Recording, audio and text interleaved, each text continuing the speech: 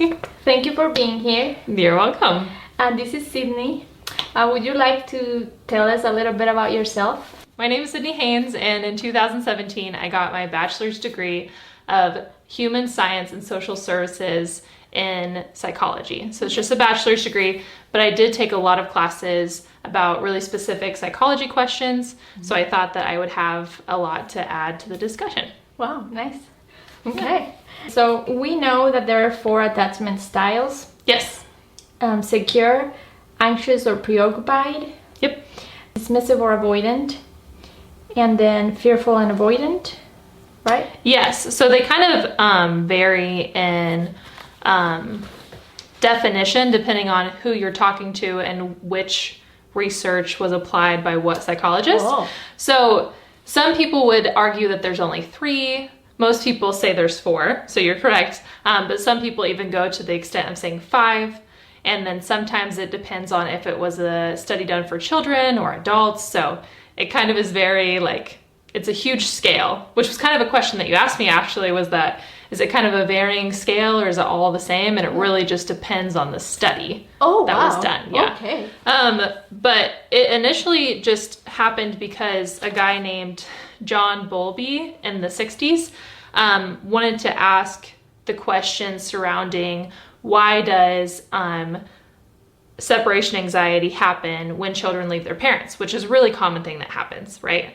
But it essentially, in his study, he found out that attachment styles come from the way a parent responds to a child's needs. Essentially, it's that. A lot of psychologists don't actually like the topic of attachment styles, which is kind of interesting to me because I love it. I think it's a really fun subject, but a lot of it is socially and environmentally and how people react and how they respond, but they don't look a lot into the genetics of it, and genetics can play a part in attachment styles as well. But overall, it's just the way that caregivers vary in their level of sensitivity and responsiveness and how the child attaches to the varying in the responsiveness. Okay.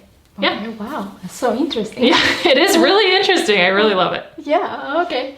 So can you tell us a little bit about each attachment style and just briefly explain them? Yeah, so for sure. Can... So the first one, as you said, was secure, also known as autonomous. And these are the people that are low avoidant and low anxious. So they kind of center all 4 of these attachment styles around avoidance and anxiety. So that's what you're going to see compared to these 2 things. So the secure attachment style is low avoidance, low anxiety, and they're very comfortable with intimacy and not worried about rejection at all. So that's dream attachment style, right? The second one is avoidant and dismissing. And I feel like I see this a lot in people. That's high avoidance and low anxiety. So they're not anxious necessarily, but they're also uncomfortable with closeness because they value independence so much. So they're not necessarily worried about their partner's availability. They're just very independent and kind of uncomfortable with being close to them. And that's most people? I would say I see that in a lot of people, just in my own life and my friendships and stuff like that. I think it just depends on the person. I just feel like I see that one a lot for some reason. I don't know why. The third one is anxious, and sometimes it's referred to as preoccupied. So this is low avoidance, but high anxiety. Okay. So they're the people that crave the closeness and the intimacy, but they're also very insecure about their relationships. So even though they want the closeness with the person, they also feel just so insecure in the relationship. What does insecure mean in a relationship? So insecure would mean that, for example, you text your significant other and they don't respond right away. And your thought isn't oh, they're probably busy. Your thought is that they're cheating on you. Or almost an overreaction type of thing. And it might not be because of them, it's just because you're insecure. And then the last attachment style is disorganized or unresolved. And that essentially is just high avoidance and high anxiety. So that's high in both areas. And that just means that they're uncomfortable with intimacy, and at the same time, they're worried about their partner's commitment. So still the insecurity, but then on top of that, uncomfortable with intimacy. And sometimes I think there's a difference between not feeling comfortable physically in a personal environment versus a social environment. There's a lot of people who don't want to have public displays of affection, but this would be someone who is like uncomfortable one-on-one having physical intimacy, which I think is pretty significant if it's your like significant other or something. So my next question is, at what age do attachment styles start to form in a child or even a baby? Oh yeah. Okay. So honestly, as soon as they're born, which is crazy. It's very quickly that it happens. Okay. And it's because babies have needs. That's like such a simple but like, you know, profound answer, because we think about children that we've raised. You know, if you're a parent, you think about children that you've raised, and you think about the fact that they have needs like being fed and being warm, and like very simple needs like that, that it depends on how long it takes you to meet the need that forms the type of secure or insecure attachment. So if they don't feel that they have a secure form of food coming in an adequate time, then it's going to lead to them feeling insecure about other things, which totally makes sense. And you don't really think about the fact that a lot of children don't have those things. So when you think about children that grow up having like some sort of defiance disorder or something to where they act out a lot, and a lot of it is a root cause of them not having just simple needs that they needed literally before they were even like 6 months old. So it starts as soon as they're born. How quickly they develop, I would say that they most prominently are forming before the age of 2, because it's by then that they know, oh, I'm going to be fed. Oh, I'm going to always have a place to live.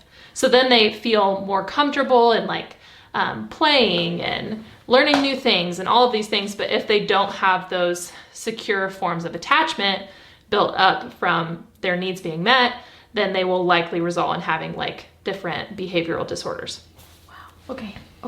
A lot of the common things I hear from moms, I'm not a mom, but I have a lot of mom friends, and they're all thinking like, I'm not doing enough. Like, I'm not doing enough of anything. And really it's just about keeping your children alive. Like that's a huge point in developing a secure attachment style, is meeting their basic needs of food, clothing, environment, like just making sure that they're fed and warm and changed. So, and if you're doing that, then you're on your way to helping them develop a secure attachment style. Okay, so that would be your single most important thing, just to make sure. Okay. Number one thing. All right. Okay, so my other question was, do attachment styles stop developing at any point in their life then?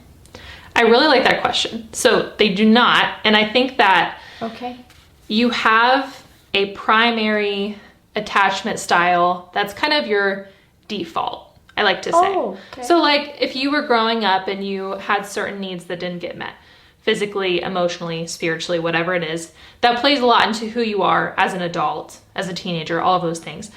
And it can affect your childhood relationships with your friends, with your family, any of those things. It can affect your relationship with your parents, and then eventually your parenting style, which is crazy because it's full circle. And especially your romantic relationships. And honestly, it mostly just affects our expectation, reactions, and involvement with other people. But I would say that even though you have a default setting, it doesn't mean that you can't change. So I would say the first step to, after you watch this video, the first step would be to kind of identify yourself in one section. And if you need help doing that, I always recommend going to see a psychologist or a counselor or a therapist, and then also kind of decide like what might not be benefiting me in this attachment style. What is helpful and what is harmful for me emotionally, physically, and then kind of adjust accordingly, because we can always change things, right? But first we have to identify what the problem is before we could ever change anything. Yes, I agree. Good point. Yeah. A question that just popped up in my head. So when people say it's okay to let a baby cry, what's your opinion on that now? That's a great question. Is that really okay? Because I mean, yes. if you just let a baby cry for hours, what? So I am not a parent. I've never been a parent. That's so okay. I do feel like I would have more insight on how long before it is like maybe damaging to a child. But I would say that in general, pay attention to the needs of your child as far as, is a child crying because it needs food, attention, changed, all these things. Because if you are not accustomed to the type of cry, which is what I hear a lot of moms say, like, you know when it's a food cry, you know when it's a diaper change cry. If it's just a cry for the sake of crying, maybe it's okay to let him cry it out. Okay. You know, be a little independent. But if it feels more like a need, then that could lead to, like, over time, consistently not meeting that need could lead to some form of insecure attachment. Okay. I feel like my baby cries a lot because she wants to be held. Yes. So that's a need. Yes. Right? Okay. Thank you. Yes. I don't love to like say absolutely not or absolutely yes, because I think there's like such a continuum of that. But I do think that being held and having attention and also having skin contact is so important, especially in the early stages of a child being born and growing and all of these things. Okay. So yes, being held is definitely a need. Yes. Absolutely. Okay, I'll definitely do that more. Yes. My next question is, do attachment styles have an effect only on personality disorders, or do they also affect mental illnesses or mental disorders at all? So this is a really interesting question, and I'm going to pair it with another question that you asked me, if that's okay. So I wouldn't ever want to say that an attachment style would create a mental disorder by any means. I think there are plenty of people who have all diverse attachment styles and do not have another mental disorder. But of course, they can be paired together. They can just be associated. So an example of this would be like dissociated identity disorder, also known as multiple personality disorder.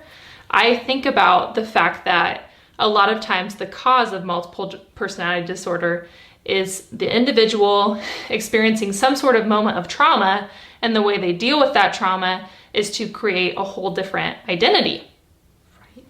And because of that, that's their way of coping, in a sense, is creating a whole new identity. So this could happen because of avoidant, which would make sense, you know, having an avoidant attachment style. That's the way you cope, is to avoid the situation altogether. So I'm not saying that everyone with multiple personality disorder has an avoidant attachment style, but I'm saying that relationship makes a lot of sense. Okay. Wow, that's very interesting. It is very interesting, yes. Okay, so this is kind of a more complex question. I kind of felt bad for asking you. So no, it's okay. So which of the 4 attachment styles correspond with which personality clusters or disorders, if any, come to mind? Like, is there an association between the clusters and the personality disorders and certain attachment styles? Yeah, so I actually wrote down the first 3 clusters so that other people would understand what we're talking about as well. So there are 10 clusters of personality disorders. So they kind of just push them all together so that you kind of get a theme in each cluster. Not that all disorders are the same by any means, but a lot of them have a lot of similarities. I also just want to say, please don't ever self-diagnose. Please go see a professional so they can actually give you accurate information about yourself. I think we can all self-diagnose, even go to WebMD for like an illness, and it's not the greatest thing because it makes us super worried for no reason. So they are able to tell you what qualifications you meet for what disorder based on the DSM-5. So I totally recommend going to a professional if you feel like you actually need help. Yes. But to go through the clusters, I just wrote down clusters A, B, and C for now. So cluster A is known as the odd eccentric cluster. And they're commonly personality disorders that are socially awkward or withdrawn in some way. A few of the disorders that are known for this are paranoid personality disorder, which comes with characteristics of distrust and hostility. Okay. Schizoid personality disorder, which involves social detachment and restricted emotional expression. And then lastly, schizotypical personality disorder, which means you're just discomfortable in social settings, and not like super uncomfortable, just like you feel like a slight discomfort in a social setting, and also a reduced capacity for social relationships. So that's cluster A. As far as an attachment style to associate with cluster A, again, I wouldn't just give one overarching for the whole cluster. I think that each person has their own experience that has probably led to their disorder being given to them, which can be associated with their attachment style. But I wouldn't say that everyone with schizophrenia or paranoid personality disorder has the first attachment style. Okay. So I would kind of think of it as being two separate things, even though they have similar characteristics. Okay. And it's probably true when you think about it, that someone who is more in cluster B, it's more focused about being dramatic, emotional, erratic, and someone who has borderline personality disorder and is very intense and unstable might fall more under the avoidant attachment style because their emotions are unstable because they're trying to avoid them. Oh. So you can think about things like that. But I would still say that the clusters are separate from the attachment styles. Think about it more as if you fall into a cluster, you have this disorder, but then you can also have a separate attachment style. Okay. So you have one of each essentially. Okay. But they aren't always in coincidence with each other. Okay. Yes. Does that make sense? Yes. That makes a lot of sense. Well, thank you. Thank you so much for today and for explaining all of this. Yeah, you're welcome. And if you want her to come back, just give the video a like and subscribe. Thank you. Bye. Bye, guys.